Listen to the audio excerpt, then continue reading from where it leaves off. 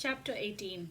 Sri Sadguru said, a true Vaishnava is identified by bhakti and not by mere Vaishnavite practices. Even after being initiated to the fivefold rituals called Panchasamskara, one may have a mundane existence. Bhagavan Sri Krishna, knowing fully the true essence of bhakti, does not get impressed with the ritualistic practices alone. He expects only true devotion in the bhaktas.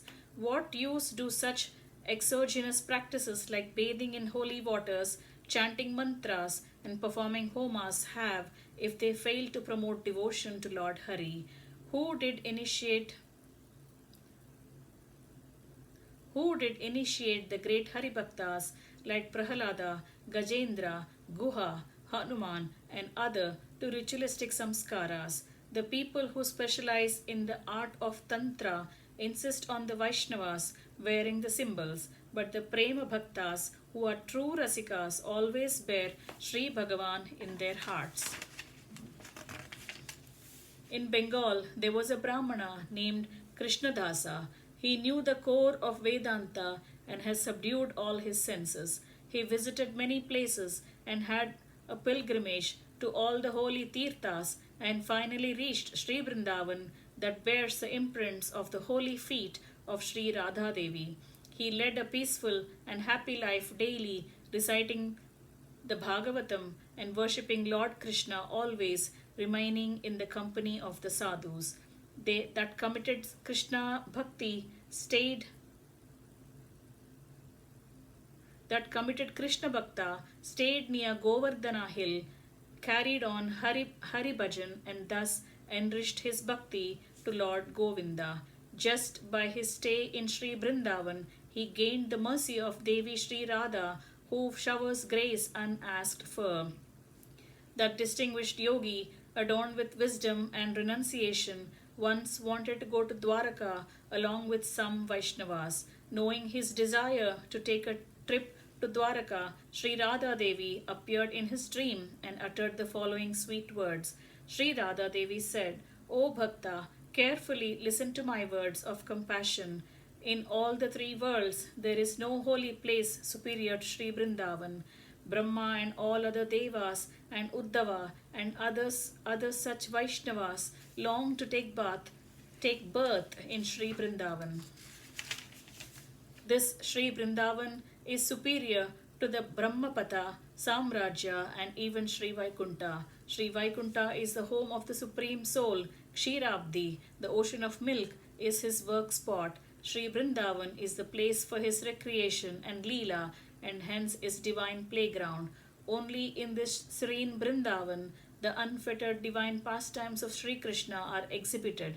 Only here, pure prem bound by no controls is given pride of place and utmost importance. In other places, the Supreme Soul is not given due respect by the worldly, selfish people and Vaidikas.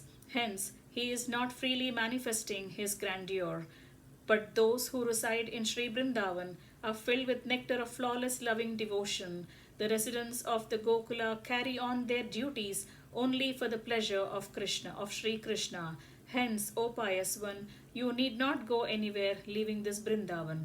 It is impossible to find the presence of the eternal and perfect Supreme Being anywhere else. Sri Sadguru continued.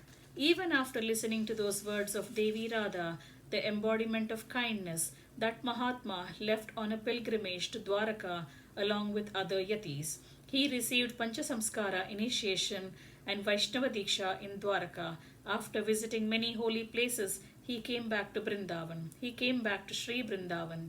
Again, Sri Radha Devi gave him darshan. She uttered the following sweet words to him, who had now got the Vaishnava Diksha and hence bore the marks of the holy conch and the disc on his forearms.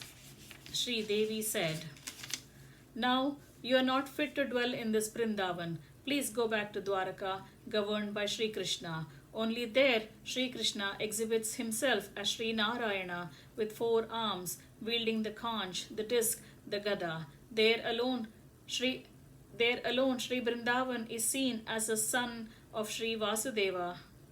There alone Sri Bhagavan is seen as the son of Sri Vasudeva and the consort of Devi Rukmini.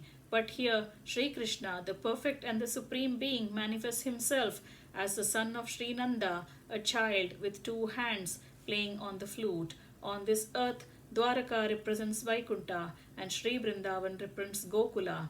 The exalted Vaishnavas, bearing the marks of the conch and disc, who reside in Dwaraka, get the reward of residence in Sri Vaikunta. Those yogis who yearn for mukti revel as you do in that form of Sri Vishnu with four arms holding the gada, the conch, and the disc. Those great ones who have loving devotion to Sri Krishna as the only abiding passion and who permanently reside in Sri Vrindavan get the reward of joining the Rasa Leela.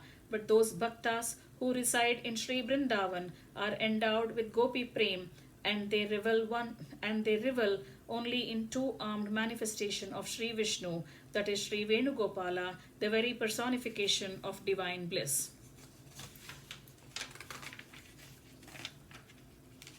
Sri Sadguru continued. Yogi Krishnadasa listened to those words of Devi Radha and left Vrindavan without any feeling of sadness. The pleasure of residing in Sri Vrindavan cannot be realized by those who do not have bhakti for Devi Radha, even though they are true Krishna Bhaktas. Those who have love for the four-armed form of Sri Vishnu and who long for moksha do not enjoy the right to dwell in Sri Vrindavan. Yogis, ritual-ridden ascetics, and the Vedantis do not deserve a life in Sri Vrindavan. Sri Vrindavan is eternally worshipped and adored by only those bhaktas who are true rasikas filled with prem. Such bhaktas stand above worldly and Vedic regulations and have Krishna prem as the only abiding passion in life. Thus ends chapter 18, entitled Krishnadasa Charitam of Book 6 of Sri Vaishnava Samhita, composed by Shri Krishna Premi Swamigal.